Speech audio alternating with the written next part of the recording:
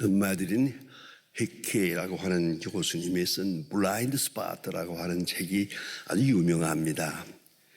그 말은 이렇습니다. 여러분 자동차를 운전하십니까? 자동차 안에서 이 창문을 통해서 밖을 봅니다. 앞을 봅니다. 그 다음에는 백미러, 그 자동차 그 위에 있는 조그마한 거울이 있는데 요 백미러를 통해서 그 거울을 통해서 뒤를 봅니다. 운전하면서 앞을 보고 뒤를 봅니다. 그리고 자동차 옆에 요 귀때기처럼 붙어 있는 조그마한 그 있습니다. 거기 사이드 미러입니다. 그 사이드 미러를 통해서 또 옆을 봅니다. 자, 이래서 앞을 보고 뒤를 보고 옆을 봅니다. 그러나 문제가 하나 있습니다. 블라인드 스팟. 이 거울 속에 나타나지 아니하는 것이 있습니다. 그걸 조심해야 되는 겁니다. 블라인드 스팟을 놓치면 사고의 원인이 됩니다. 다시 말하면 못 보는 부분이 있다는 것이죠. 우리와 좀 다른 것이 있습니다. 제가 미안합니다만 미국에서 처음 가서 면허를 미국에 있는 자동차 면허 시험을 보러 갔는데 그 시험을 보러 갈 때 저한테 부탁한 말이 하나 있습니다. 그게 뭐냐면 차에 앉아서 이제 내가 운전하는 동안에 시험관이 옆에서 이래라 저래라 하거든요. 좌로 가라 우로 가라 뭐 저라 가라 빨리 가라 천천히 가라 이렇게 합니다. 그리고 이제 면허장을 써서 주는데 이게 뭐냐면 좌로 가라 할 때 이 사이드 미러만 보고 쓱 갔다가는 낙방입니다. 반드시 고개를 돌려야 됩니다. 우로 가라 할 때 여기 있는 거울만 보고 슬쩍 가다가는 또 낙방입니다. 반드시 얼굴을 돌리라.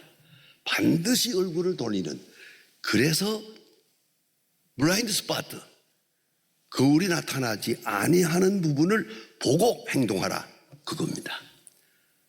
우리는 조금 아직 그렇지 못합니다. 이 블라인드 스팟라는 게 아주 중요한 겁니다. 그래서 옆에 사람이 있는 거 못 보고 옆에 차가 가까이 붙은 거 못 봅니다. 그래서 사고의 원인이 된다는 것입니다. 자, 이게 얼마나 중요한 상징적 의미가 있습니까? 블라인드 스팟. 다 보는 듯 하나 못 보는 게 있어요. 다 아는 것 같은데 모르는 게 있어요. 다 할 수 있는 것 같은데 절대로 할 수 없는 것이 있어요. 그걸 아는 것이 지혜의 근본입니다. 헤케 교수의 말은 이렇습니다. 사람들이 다 아는 것 같은데 제일 중요한 것은 무엇을 모르는지를 모른대요. 모르니까 모르지. 무엇을 모르는지를 몰라. 아는 것만 가지고 뭐 대단한 것 같이 생각하는데 도대체가 무엇을 모르는지를 전혀 몰라. 그러니 멍청할 수밖에 없죠. 이게 얼마나 중요한 얘기입니까? 또 한 가지는 사람들이 부분을 보면서 전체를 보지 못해요. 왜 시인들이 말하지 않습니까? 나무는 보고 숲은 못 본다. 숲을 보아야 되는데, 멀리서 숲을 보아야 되는데 가까이 가서 나무만 보고 있다 하는 것입니다. 이것도 역시 시야의 문제가 되고요. 또 한 가지는 세상은 보는데 자기 자신을 못 봐요. 세상에 대해서는 아는 게 많아요. 특별히 남에 대해서는 아는 게 많아요. 어떤 거 뭐 많은 정보를 가지고 있는 것 같으나 진작 자기 자신을 모르고 있더라는 것이죠. 그것이 인간의 결정적인 약점이다라고 이렇게 요수는 말하고 있습니다. 여러분, 사실입니다. 다른 사람에 대해서 우리가 많이 알고 있습니다. 자기 자신을 모릅니다. 실은 꼭 알아야 할 것은 모르고 쓸데없는 것 많이 알고 있습니다. 정보 홍수 세대입니다. 너무 많은 것을 알고 있어요. 그런데 꼭 알아야 할 것을 모르고 있다. 전 이렇게 그 승강기를 탈 때마다 가만히 보면 왜 젊은 사람들이 이렇게 그 전화기를 가지고 막 계속 승강기가 내리는지 뜨는지도 모르고 이것만 들여다보고 있더라고요. 그래서 내가 어떤 때는 슬금 봤습니다. 뭘 보나 했더니 별것도 아니더라고요. 그런 거 보느라고 진작 내가 내려야 할 시간에 내리지도 못하는 것. 이게 멍청이지. 이게 뭔가 잘못되고 있는 거 아닙니까? 베르너 티키 퀴스트마허라고 하는 분이 있습니다. 이분은 이러기 때문에 우리에게 이렇게 충고합니다. 단순하게 살아라. 그의 책의 이름은 Simplify Your Love. Simplify, 단순화하라. 단순하게 살아라. 사랑에다 초점을 맞추고 단순하게 살아라. 초점, 포커스. 요새 포커스라는 말이 유행처럼 높지다마는 초점이 어디 있느냐 이겁니다. 내가 지금 어디다 초점을 맞추고 있느냐, 어디다 목적을 두고 사느냐, 초점을 맞추고. 두 번째는 그러다 보면 다 알 수는 없으니까 초점 외에 떠나는 것은 잊어라. 목적 외의 것은 버려라. 초점을 맞추고 여타 것은 포기하라. 포기할 줄을 알아야 됩니다. 죄송합니다만 나이 들기 시작하면 더더욱 그렇습니다. 포기할 게 많습니다. 그 잡다한 것을 다 부르짖고 아닙니다. 어차피 포기해야 돼요. 그러니까 내 스스로 초점을 맞추고 목적지향적으로 살고 나머지 것은 버려야 돼요. 과감하게 버려야 단순화 될 수 있다는 것이죠. 그리고 잊지 말라는 겁니다. 실용적 기적을 믿어라. 역시 사람은 자기 노력으로 자기 수고로 그래 사는 거 아닙니다. 세월이 갈수록 느낍니다. 생은 기적입니다. 출생도 기적이고 살아온 것도 기적이고 앞으로 사는 것도 기적으로 삽니다. 실제적 기적을 믿어라. 그리고 거기에 초점을 맞추고 살아라. 이렇게 권고하고 있습니다. 오늘 성경 말씀에 있는 이 이야기는 너무나 소중한 말씀입니다. 요한복음의 아주 중심부에 있는 귀한 말씀입니다. 이 말은 나면서부터 소경된 사람이 있었습니다. 나면서부터 시각장애자입니다. 이 말은 눈을 떠본 일이 한 번도 없습니다. 빛이라는 걸 본 일이 없는 그런 시각장애자가 있었는데 오늘 본문에 이 나타난 말씀을 자세히 읽으면 특별한 게 하나 있습니다. 예수님께 나오는 사람들 가운데는 문둥병자들도 따라 나오면서 저를 깨끗게 해주세요. 심지어 시각장애자들도 따라오면서 제 눈을 뜨게 해주세요. 바디메오 같은 사람 내 눈을 뜨게 해주세요. 이 소리 지릅니다. 또 내 딸의 귀신을 쫓아보내주세요. 내 딸이 죽어갑니다. 서로가 다 이렇게 요청이 있잖아요. 뭔가 구원을 요청하는 것이 있는데 오늘 이 사람은 예수님을 만나도 예수님인 줄도 모르고 왜들이 사람들이 웅성거리는지도 모르고 그냥 많은 사람들 군중 속에 밀려가고 있어요. 그러다가 이상한 말을 들어요. 이 말은 굉장히 자극적이고 충격적인 말입니다. 이 사람을 앞에 놓고 누가 물었나? 물은 바도 없는데 저들끼리 시비를 벌이는 겁니다. 이 사람이 소경으로 난 것이 네 죄 때문입니까? 본인의 죄입니까? 부모의 죄입니까? 그거 참 어려운 질문입니다. 의학적으로 상당한 의미가 있는 얘기입니다. 많은 경우에 그 부모의 죄 때, 부모의 불찰 때문에 더구나 옛날은 더더욱 그랬다고 합니다. 많은 성병이 있어서 고치지 못하니까 그 성병을 가진 사람이 아이를 가지고 낳게 되면 이렇게 시각장애자나 불구자를 낳는 경우가 많았거든요. 그걸 말하는 거예요. 상당한 지식이 있게 말하는 거예요. 부모의 죄입니까? 본인의 죄입니까? 무슨 죄로 이 사람이 이렇게 장님으로 태어나서 한평생을 고생을 합니까? 질문을 합니다. 미안합니다만은 시각장애자는 청각이 발달되어 있습니다. 다른 사람 못 듣는 것도 다 듣습니다. 이렇게 시비를 벌이는 소리를 다 들었을 거예요. 들으면서 또 나를 놓고 저들이 시비를 벌이는만, 쓸데없는 소리 하노만, 이 사람 할 말 많아요. 그럼 너희들은 죄가 없어서 눈 뜨고 사냐? 뭐 할 말 많아요. 하지만 그걸 다 새기고 조용하게 이 사람 침묵하고 있습니다. 아주 이 시각장애자는 침묵하고 예수님 앞에 나옵니다. 이 많은 시비 속에도 말이 없습니다. 나는 그 침묵 자체가 상당한 믿음이라고 생각합니다. 상당한 아름다운 마음이라고 생각합니다. 예수님께서 이제 전혀 이 사람은 뭐 이래달라 저래달라 말도 없는데 예수님께서 적극적으로 자진해서 이상한, 예수님이 많은 병자를 고쳤지만 이거 하나는 좀 이상해요. 좀 이해하기가 좀 힘들어요. 하필이면 왜 이렇게 합니까? 침을 해서 땅에다 뱉어가지고 그놈을 침하고 흙을 이어가지고 그걸 눈에다 발랐어요. 아니, 장님의 눈은 눈이 아닙니까? 먼지만 들어가도 아픈 건데, 아니 이거 진흙을 발라서 이걸 눈에다 더덕더덕 발라놓고 이제 말씀하십니다. 실로암에 가서 씻어라. 여러분, 예수님의 능력으로 봐서는 지금까지도 눈 떠라, 뜨는 거죠. 깨끗하라 하면 깨끗하는데, 아니 이건 뭡니까? 실로암에 가서 씻어라. 이거 순종하기 어려운 시간입니다.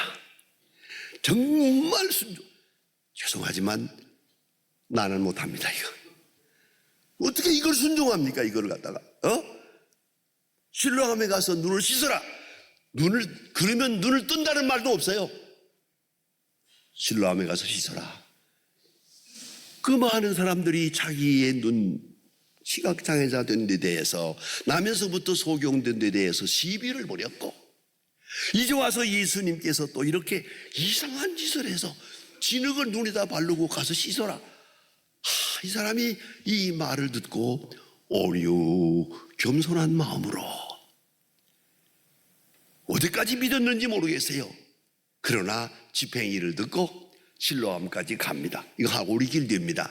이 사람이 가느라면 2시간 걸렸었다고 합니다. 이 더덕더덕 이렇게 지팽이로 더듬어 가면서 실로암까지 갔습니다. 그 실로암이라는 연못이 지금도 있습니다. 그런데 거기 가서 자기 손으로 물을 떠서 눈을 씻었는데 눈을 떴단 말입니다.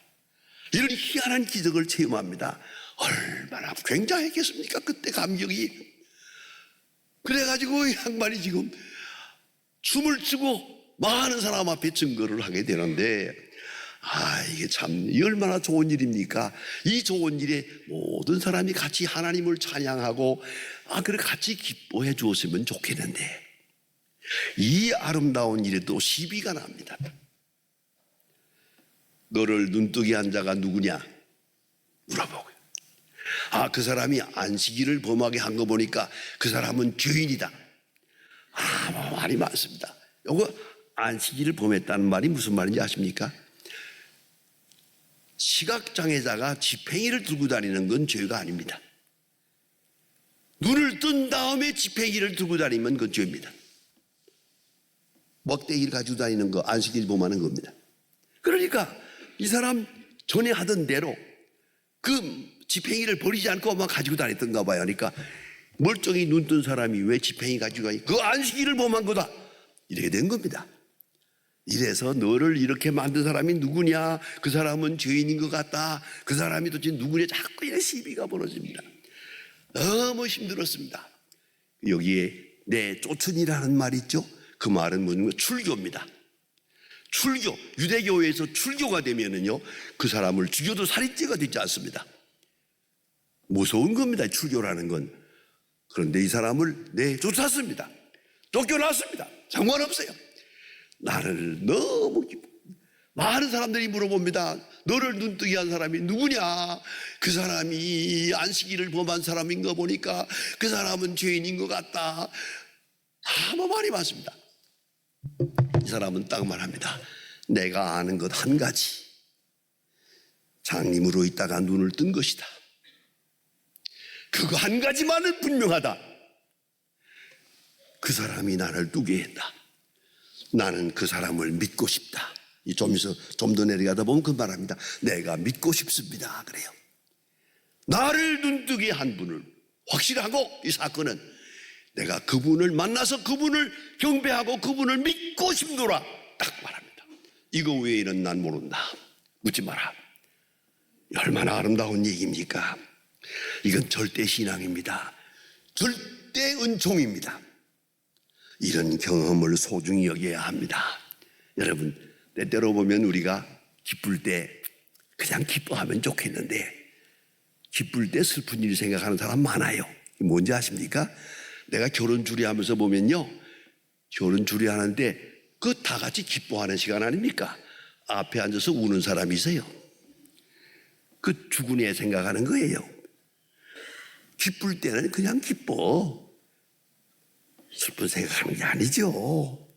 이 놀라운 사건 앞에서 무슨 딴 생각이 필요합니까? 그냥 할렐루야 하면 되는 거지. 이런 은총 집중적인 시각이 없는 거예요. 그런데 과거를 생각하며 눈물 흘리는 사람, 또 어떤 사람은 엄청난 기쁨의 순간이 와도 또 미래를 걱정해요. 다음이 어떻게 될까? 다음은 또 어떻게 되나? 그 걱정까지 하는 거 아니죠. 그렇지 않습니까? 저는 어느 장로님이 계신데 그 딸이 45이에요. 그런데 노처녀가 됐는데 장로님이 늘 걱정해요. 저 딸 시집 보내고 죽으면 한이 없겠다고. 저 딸 시집 가는 거 보면 한이 없겠다고. 그 장로님 70이 넘었거든요. 자꾸 그런 얘기 하더라고. 용케 좋은 분을 만나서요. 그래가지고 결혼했어요. 제가 결혼 주례했어요. 결혼 주례해가지고 그 다음에 돌아올 때 장로님하고 또 만나서 이제 그 딸 시집 보냈으니까 죽어도 한이 없겠습니다. 그랬더니 뭐 하나 낳을 수 있을까? 또 걱정하더라고요. 그것까지 장가 보내죠. 뭐 그러지. 아유, 걱정 끝이 없는 겁니다. 단순화하세요. Simplify. 집중하세요. 오늘 받은 은혜 그거 하나면 되는 거예요. 더 바랄 게 없는 거예요. 이것이 중요합니다. 이거 집중해야 됩니다. 제가 인천에서 목회할 때 장로님 중에 장로님이 한 20명 있었는데 한 분이 특별했어요. 정말로 특별했어요. 그래서 별명이 예수 동생이에요. 예수님 동생. 그런 별명을 가진 한태범 장로님이라는 분이 계세요. 정말이에요. 그 행동 하나하나가 참 너무너무 그거 다 설명할 수가 없습니다. 그런 분인데 이 한태범 장로님 그 집에 가면요 안방에 이렇게 이런 커다란 배낭 하나가 거기 구석에 걸려 있어요. 낡아 빠진 배낭이 딱 걸려 있어요. 이게 뭔지 아십니까? 장로님이 북한에서 남하로 6.25 전쟁 때 남하할 때 뒤에서 총을 쏘았어요. 세 방을 총을 쏘았는데 이 총이 그 배낭에 꽂혔어요. 자기는 엎드렸는데 배낭에 총알이 꽂히고 자기는 살았어요. 그 배낭을 버릴 수가 없어요. 저기다 갖다가 딱 걸어놓고 기도하다가 또 그것만 쳐다보고 아멘 한대. 그것만 쳐다보면 더 간구할 것이 없어. 더 바랄 것이 없어. 그 은총적 계기를 내가 저 배낭을 메고 남아할 때 총을 맞았는데 총알이 배낭에 꽂히고 내가 살았다. 대단한 일 아닙니까? 여러분에게 내가 말씀을 안 드렸죠? 저도 전쟁에 있을 때요. 한번 나가는데 도복을 하는데 말이에요. 아주 총알이 비오듯합니다. 그런데 저는 진격해요. 진격해야죠. 궁겁들어 있다간 죽습니다. 했는데요. 탁 하더라고요. 이 몸이 확 이렇게 아이쿠 이놈의 팔이 날아났구나 하고 봤더니 팔은 그대로 있고요. 옷만 찢어졌어요. 총알이 쫙 지나갔어요. 자, 생각해 보세요. 그 다음에 얼마 동안은 절로 이걸 쳐다보니까 이거 여러분, 그 순간만 생각하면 무슨 딴 걱정이 있습니까? 이걸 잊지 말아야 돼요. 오늘 이분 말합니다. 한 가지 아는 것 잊지 마세요. 쉽게 잊어버리지 마세요. 망각하지 마세요. 그것이 바로 은혜의 첩경입니다. 은총적 사건에 초점을 맞추세요. 사도 바울 보세요. 바울은 모든 어려움을 겪습니다. 혼란을 겪습니다. 고생을 많이 합니다. 그래도 모든 것을 잊고 버리고 분토와 같이 여기고 오직 그리스도만 그런 말합니다. 왜 그랬을 것 같습니까?